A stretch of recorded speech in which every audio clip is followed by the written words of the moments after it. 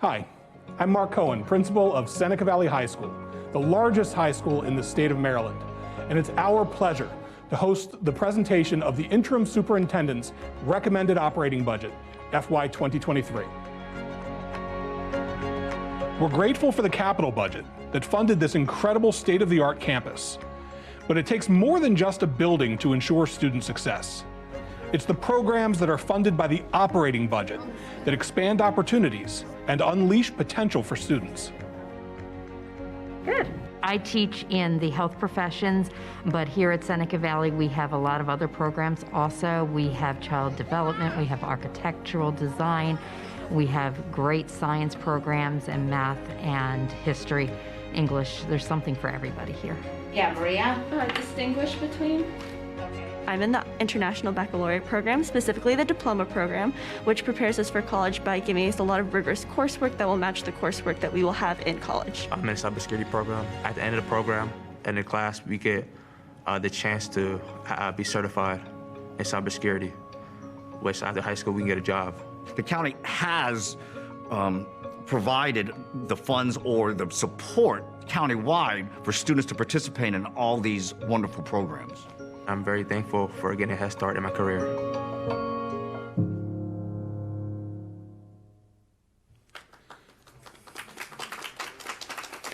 Evening, everybody. My name is Mark Cohen, and I could not be more proud to stand in front of you today, the principal of Seneca Valley High School, the largest and I think the most beautiful school in the state of Maryland. Seneca Valley is an International Baccalaureate wall-to-wall school. We are also a school that prepares each and every one of our students for college, career, and beyond. It is our pleasure to welcome you tonight and to introduce to you our Interim Superintendent, Dr. Monifa McKnight.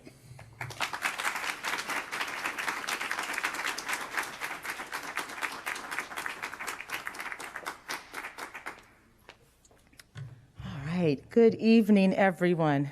Thank you so much, Dr. Cohen. It is wonderful to be back at the new Seneca Valley High School. It is an honor to be with everyone here at Seneca Valley and with those of you tuning in at home. It is a privilege for all of us to come together and discuss the resources and supports that we are asking our community to invest in to make every single one of our 209 schools a safe and special place to learn, grow, and develop each and every day. Before I do so, I want to acknowledge our Board of Education members who are here with us this evening. Their tireless advocacy makes everything that goes on here at Seneca Valley and throughout our other 208 school buildings possible. We have with us tonight Board President Brenda Wolf,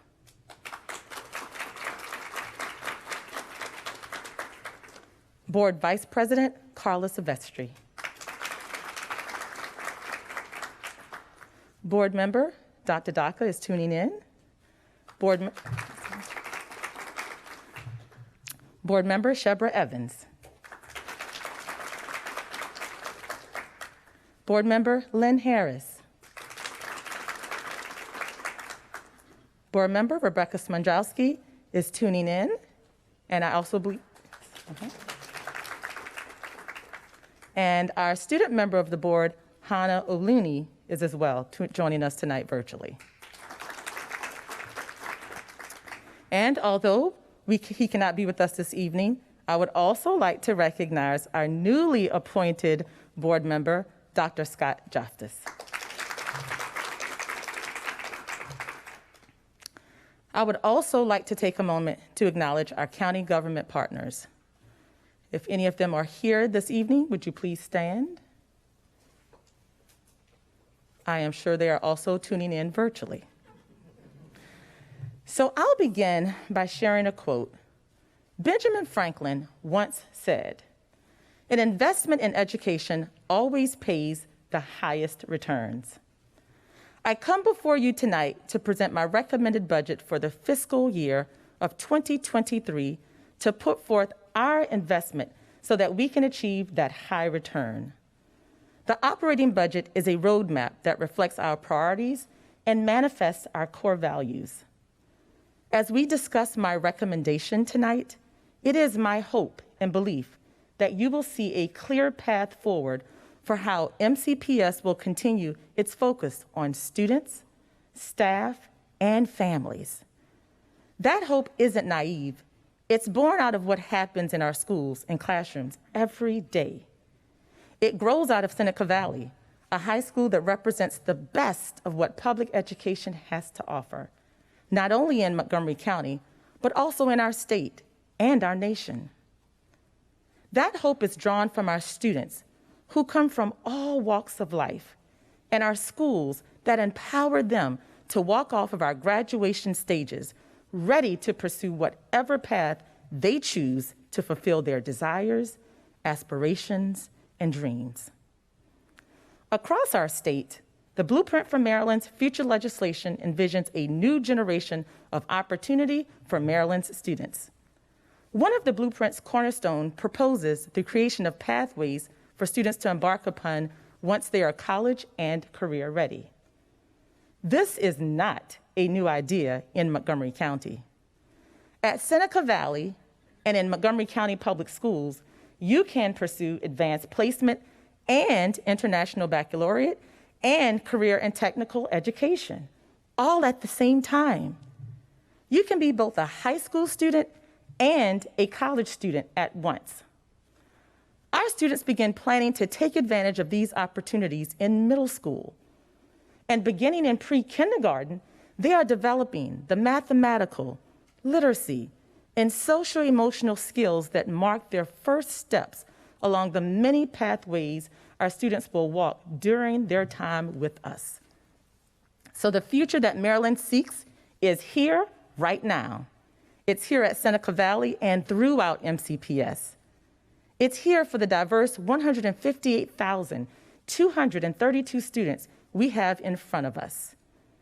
In that student body, we have more than 2,000 fewer students than we did a year ago, and a decrease of more than 7,000 students since the start of the pandemic. We are far from alone in confronting these enrollment trends, but they are real and are exerting a very real impact on next year's revenue streams.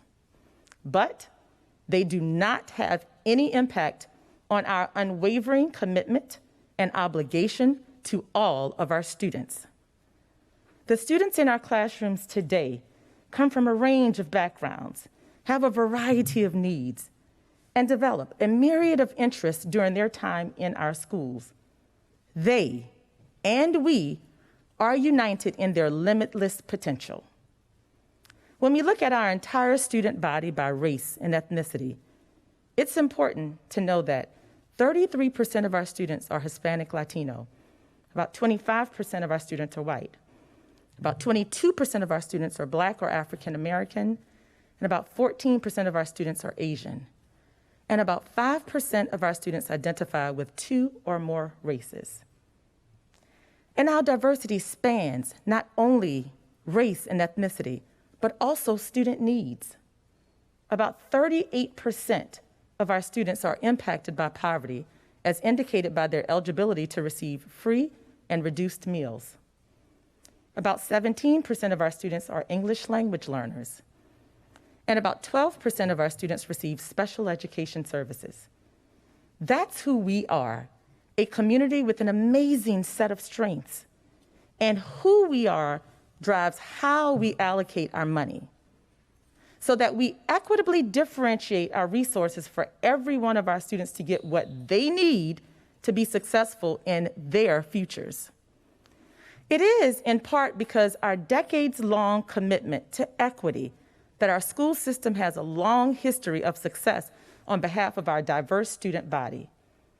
Each year, about 12,000 students, representing 89.3% of our overall seniors, graduate from our high schools, earning nearly $400 million in grants and scholarships from higher education institutions. Continuing to achieve this sort of success starts with investing in our future. For more than 6 months, I've had the great fortune of leading our world-class school system. And when I became interim superintendent, I outlined my vision for a future where our district prospers. The Prosper Vision was a charge to kick off the school year. It embodied a call to shift our organization's mindset away from surviving through the pandemic and towards thriving in our future. In developing this operating budget, I was reminded of the real progress that we have made this school year. And I was also reminded that we have much more work ahead to truly prosper, to ensure our students have real opportunity, abundant access, and the highest quality instruction that propels them to learn at the highest levels. We have much more work ahead to meet the goals that the Board of Education has laid out in its strategic plan in the areas of academic excellence, well-being and family engagement, and professional and operational excellence. Working alongside our Board of Education and our students, families, and community partners, I am committed to reaching these goals. We must approach them with the courage to turn the challenges of today into benefits for our students tomorrow. We will get there. I know we will, because our community's genuine commitment to the importance of education. We will get there because we turned onto a road of prospering when we fully reopened in person 5 days a week on August 30th. Now, let's take a moment to hear from some students and staff from right here at Seneca Valley High School about what being back in person has meant to them. Being back in the building is everything at this point. Being face-to-face with the students has just brought kind of life back to the instruction. As we're in school, we have a sense of structure. We're able to get our things done. We have assignments. We have our peers to ask questions. We have our teachers to ask questions. And I feel like it's just an overall great experience. It's really helped me become a better student, and the social interaction is a very important aspect of being a student.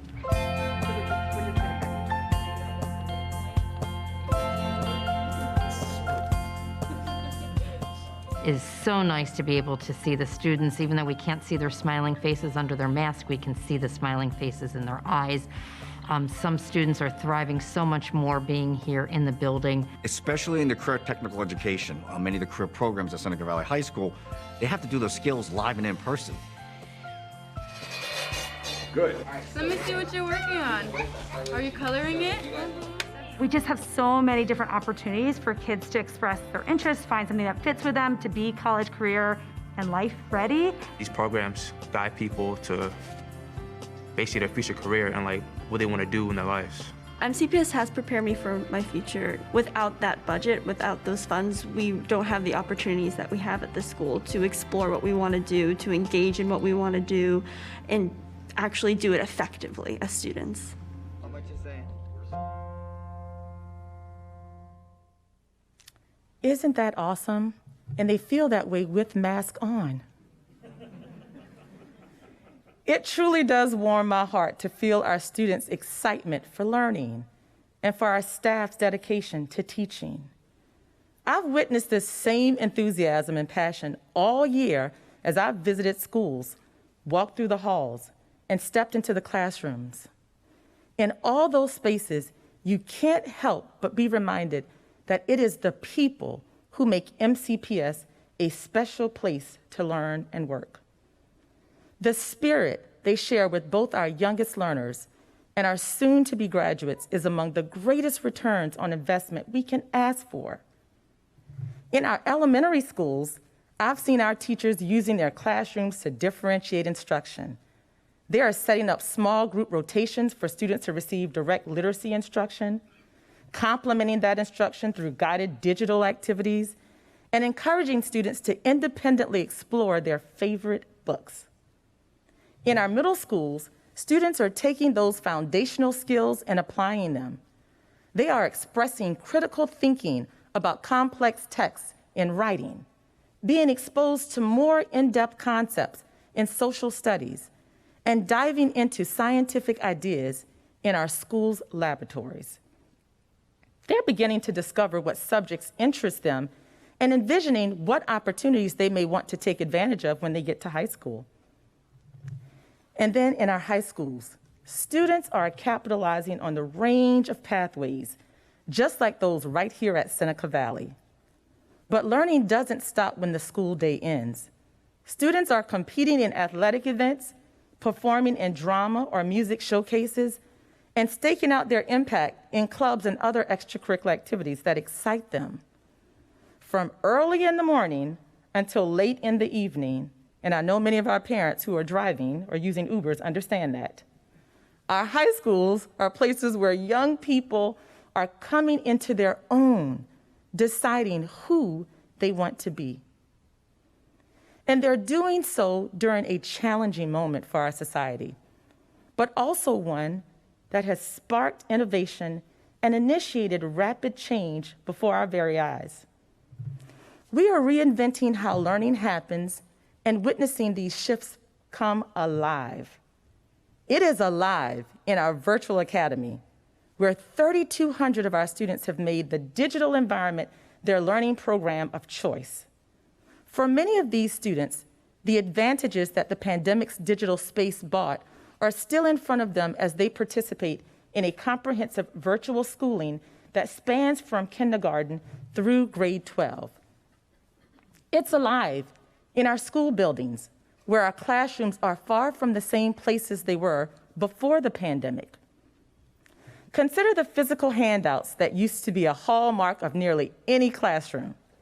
As students hurried out the door, they turned in their paper activities, and teachers sifted through them to assess the class's progress. Well, that's an outdated stereotype of what an MCPS classroom looks like today. More and more of our teachers are using technology to diagnose how well our students are learning, and they're doing so in real time. Instead of collecting a stack of papers at the end of class, our teachers are gauging the efficacy of their instruction in the moment. They're stepping in as learning unfolds. These are just some of the very real opportunities that our school staff are seizing. But alongside those opportunities, we have to acknowledge that the pandemic continues to give rise to a host of challenges. It hasn't been easy, but I'm not here to merely be discouraged about that reality. I'm here to be open and honest about the urgency that exists. I'm here to profess that leveraging the resources we are asking for today will allow us to turn that urgency into opportunity.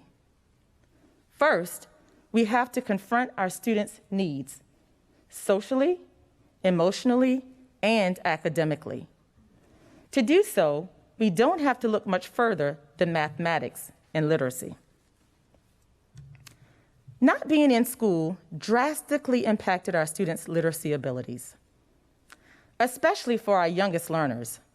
Their decoding and fluency and vocabulary development makes so much else possible in their learning. Our second graders have suffered the most. We have seen a 35-point drop in the percentage of second grade students who met our evidence of learning standards in the midst of the pandemic, compared with the second graders who were able to experience school before the pandemic. This disrupts progress. It disrupts the transition from learning to read, to reading to learn. There's a similar story in math. The pandemic took its toll on our students' foundational mathematics learning levels across the board. Our fifth graders were the most impacted. We saw a 25-point drop in the percentage of fifth grade students who met our evidence of learning standards in the midst of the pandemic, compared with the fifth graders who experienced school before the pandemic. Now, some may see these numbers and find in them nothing besides a grave challenge. But I see a vindication of the work that we are doing. I see just how valuable in-person learning can be for our students. I'm reminded how lucky we are to be together with them on premises again. And I contend that our underlying investment in our schools is worth it, more now than ever before. It's more worth it now as we are asking more of all of our MCPS employees, our support professionals, our teacher-level positions, and our administrators. We're asking more of them in the midst of a staffing shortage. We're asking more of them in just about every way possible. And they continue to go above and beyond to contribute to student success as our students are picked up in the morning, as they enter a clean and safe and welcoming learning environment, and as they leave our schools brimming with new knowledge each and every day. We know that one of the most powerful tools we have at our disposal to improve student outcomes is our pre-kindergarten program. Time and again, research has shown that getting our students in early childhood learning programs is one of the best investments that we can make in their futures. The earlier that our students begin counting and sounding words out and becoming comfortable with adults and peers, the smoother their transition to higher grades will be. Indeed, pre-kindergarten is transformative. It's an educational benefit, an economic benefit, and ultimately a benefit to society. That's why we are continuing to extend the time that our youngest learners are in school by turning half-day programs into full days of learning. That's why we are looking to enrich our youngest students start with us by exposing them to multiple languages. That's why our brand new elementary school in Gaithersburg will open next fall with pre-kindergarten students in our classrooms on day one. Now let's pause and hear from those who work with our youngest learners. Says elephant. Studies have shown that when students are kindergarten ready, they have better success throughout their academic time.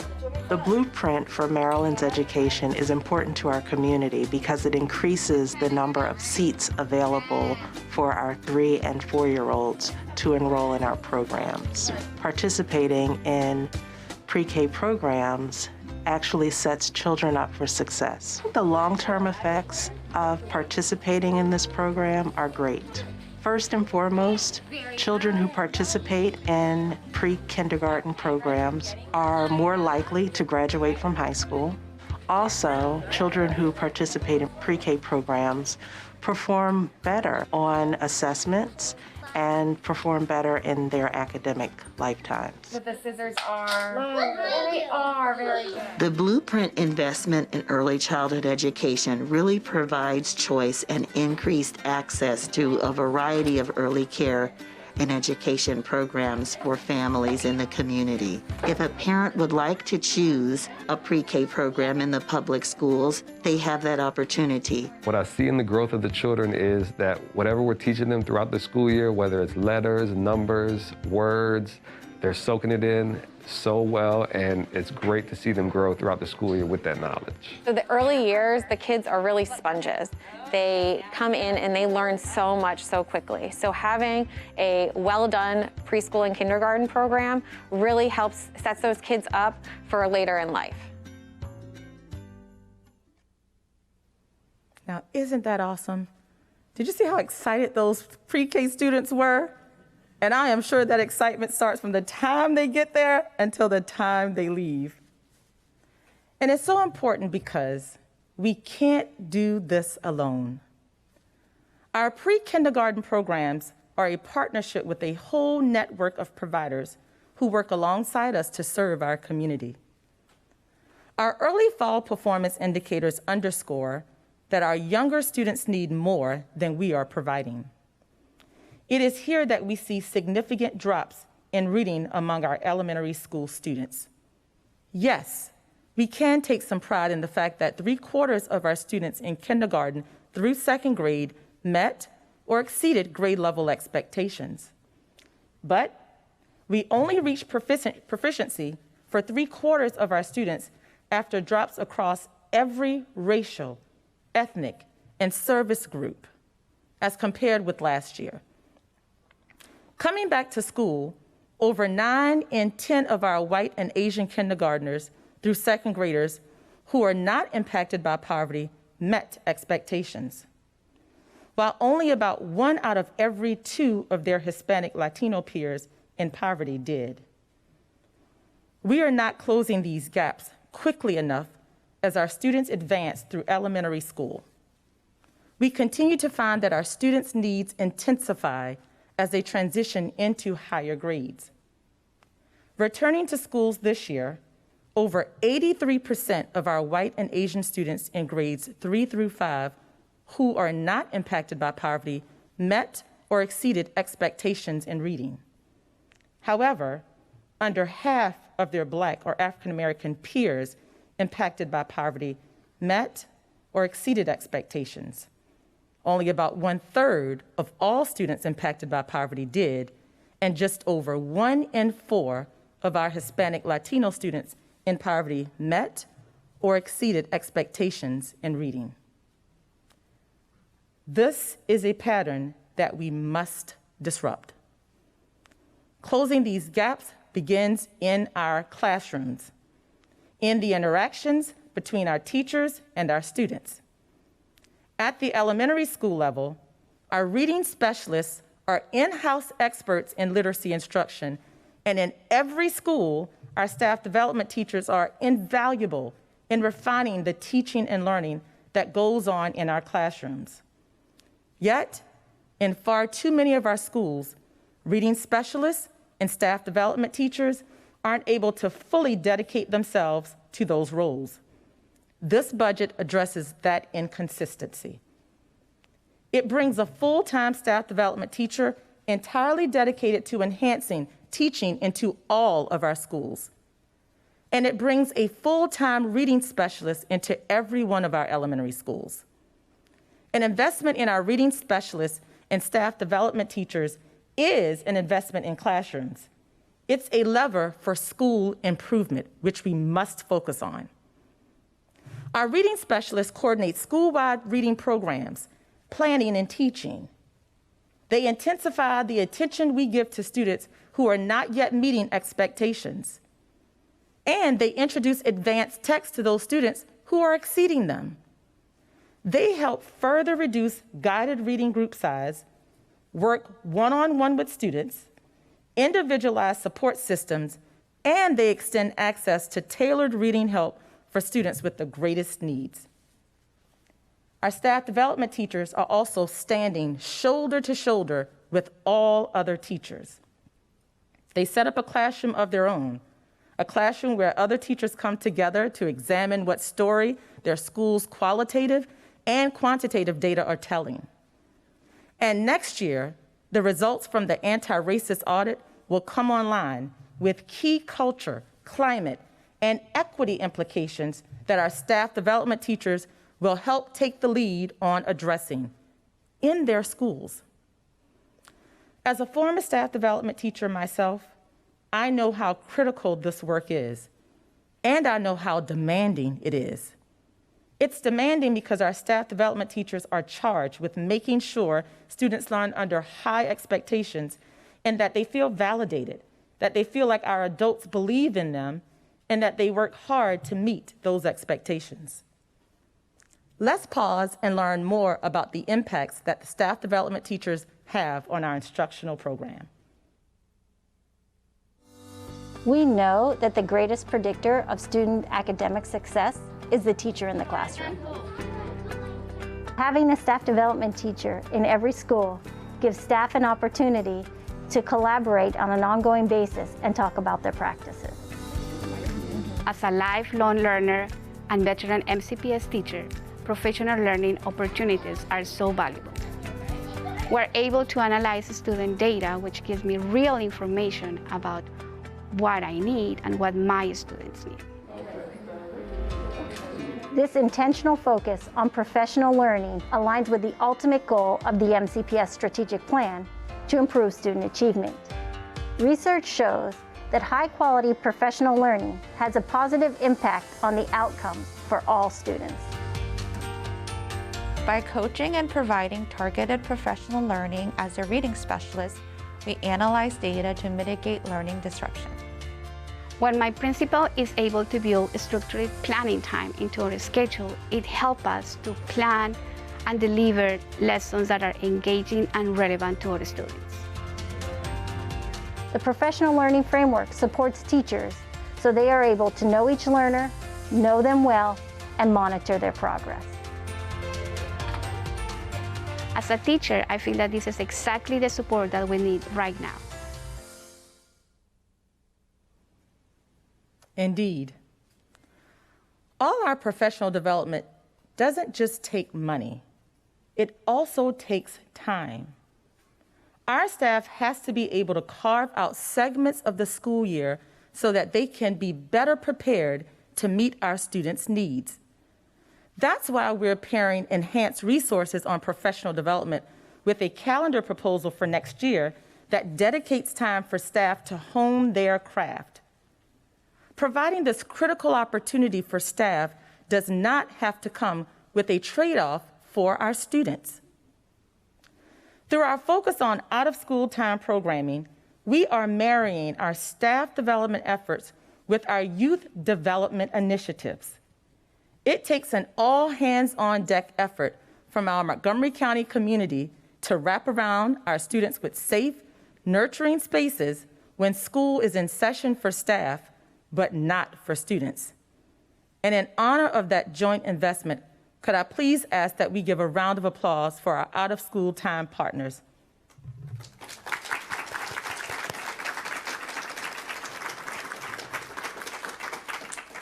Thank you. I see some of them here tonight, and we cannot do this without their support. And this, again, gives me great pride in our community of Montgomery County, because we have so many people who have stepped forward to say, how can I assist? Our reading specialists and our staff development teachers will bring a professional learning progression into every single school, allowing us to serve the students who are in front of us today. A growing number of those students are new to the United States, including many who are seeking asylum. From 2014 to 2021, Montgomery County was the 11th highest receiving county in the nation. And in fiscal year 2022 alone, 1,230 unaccompanied children joined families or sponsors here in Montgomery County. These are the highest levels that we have ever seen. And they represent the greatest opportunity we've had yet to develop relationships with those students, to introduce them to the tremendous value our schools have to offer. When they arrive in our country, our families should feel supported, not frustrated, as they navigate our school system. We owe that level of support to all children and families who come to us seeking a better education for their children. This is why we are revamping how we embrace students who are moving to this country and joining our school system. We'll be standing up a welcome center for newly arriving international students, parents, and guardians to be connected with our schools and our community's resources. Let's take a look at the ongoing efforts that we have been building on.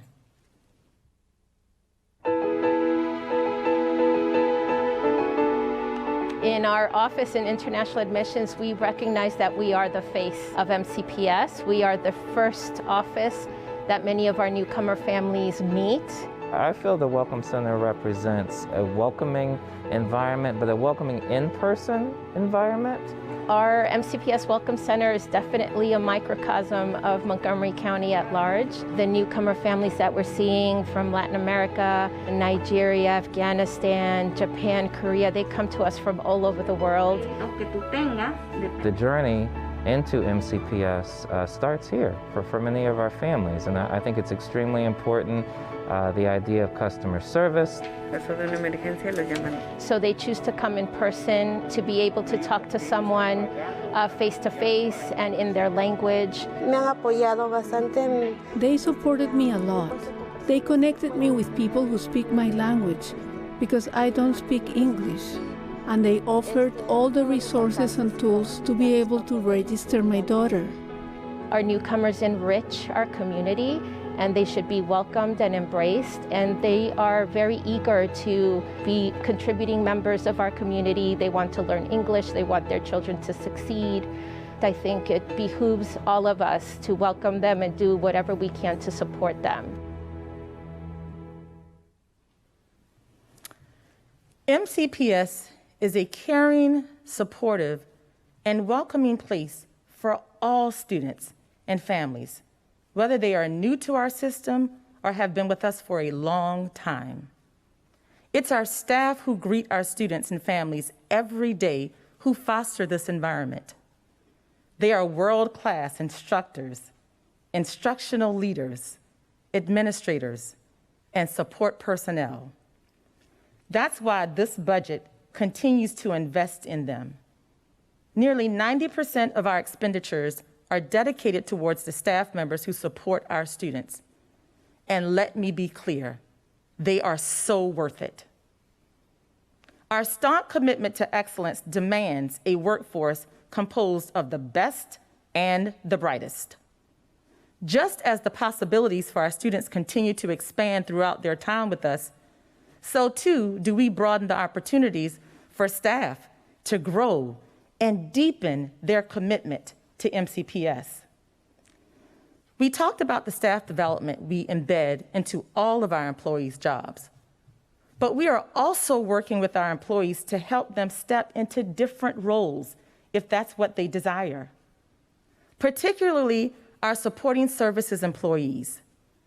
Through our Career Pathways program, support staff can enter classrooms as teachers, oversee operations as supervisors, or work alongside students as a counselor or support specialist. And we want more employees to take advantage of these opportunities. Let's take a moment to hear from the staff leading these programs about what we are making possible. The Career Pathways program is a one-on-one resource for support professionals who are interested in growing their career. Some services that are provided through Career Pathways are resume building, helping to prepare for an interview, researching positions in MCPS, and helping them prepare for their interview if they're close to selection. If an employee is interested in having a mentor, I can match them with a mentor that would be able to talk to them about either a position or help them research further into a department that they've worked in before to give them advice. So for supporting service professionals who might be interested in becoming a teacher, there are partnerships that are available through our higher education university partnerships. Our ultimate goal is that we make MCPS a destination employer where employees can have their entire career with us so that they enjoy what they're doing, that they feel trained in what they're doing, and want to spend their entire careers with MCPS. It gives us a challenge and a desire to stay within MCPS rather than search outside. It provides within support for trainings, even advanced schooling, and basically coaching me and giving me the belief that they have in me and I have in myself to continue and ultimately get my goal job and want to remain within MCPS. That's so exciting.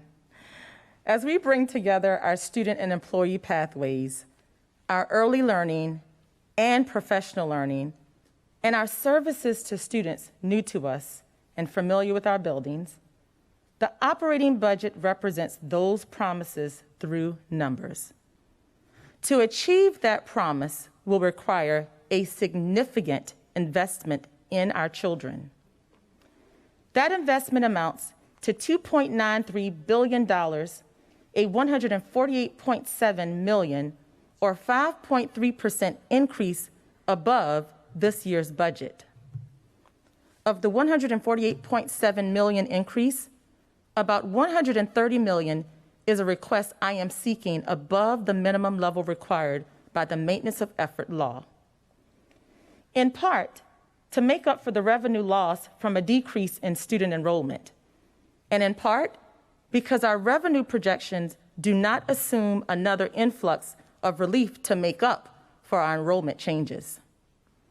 That's $130 million more we are seeking in the service of students, in reflection of our priorities, and in acknowledgement of our obligation to give our employees their fair share.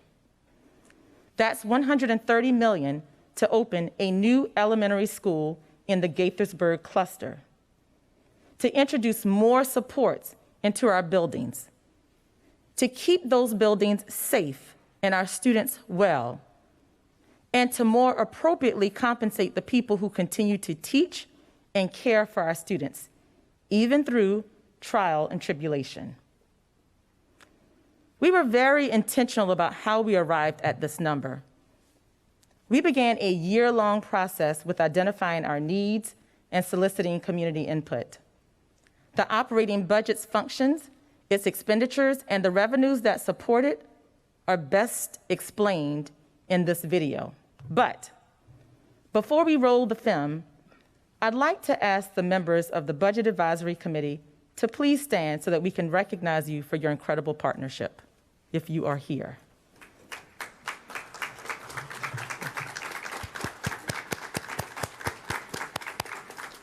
Thank you, and you should not be shy about standing because we know that you have spent a number of hours over time to engage in discussions about how we do this. So we thank you for your commitment and your time and your planning for the needs in MCPS.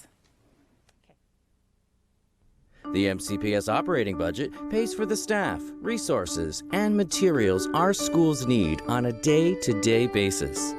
But where does the money come from? For fiscal year 2023, approximately 63% of the budget comes from Montgomery County, another 30% from the state of Maryland, about 3% from the federal government, and 4% from other resources. Part of the state funds include the Blueprint for Maryland's Future, which provides monies for bolstering teacher hiring and salaries, career technology programs, early childhood and special education, as well as supports to foster success for all student populations. An additional $387.2 million comes from ESSER, or the Elementary and Secondary School Emergency Relief Fund.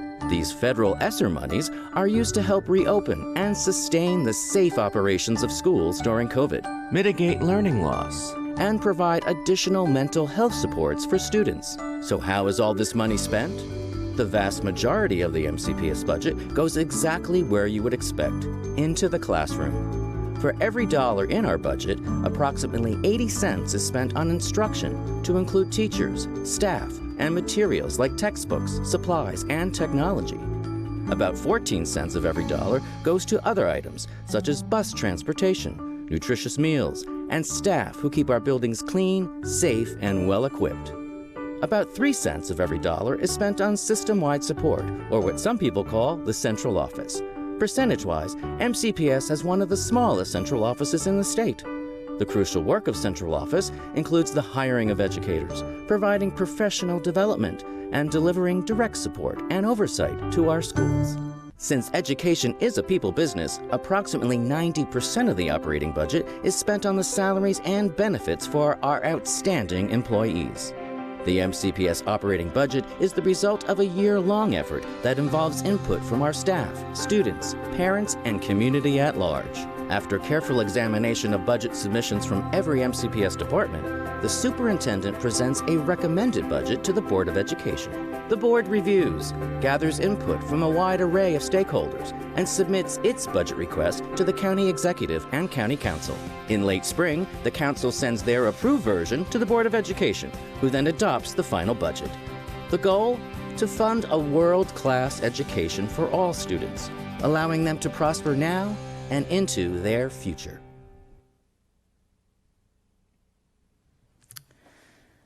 There is a cost to success. It's a cost that comes in the form of the investments we secure through our operating budget. It's a cost we are fortunate this community has historically made. Today, I ask you to carry this message forward, to bring it to your communities and to our elected officials as we advocate together for our school system, as we stand together for our children. As our late great Board of Education member, Pat O'Neill, once surmised about the budget process, she said, "We also know that our future depends on making sure our children have the skills and preparation they need to thrive in their future and keep our community strong." Pat went on to say, "We have a big challenge with our operating budget, and I hope we can work through it at the local level. It's a team effort."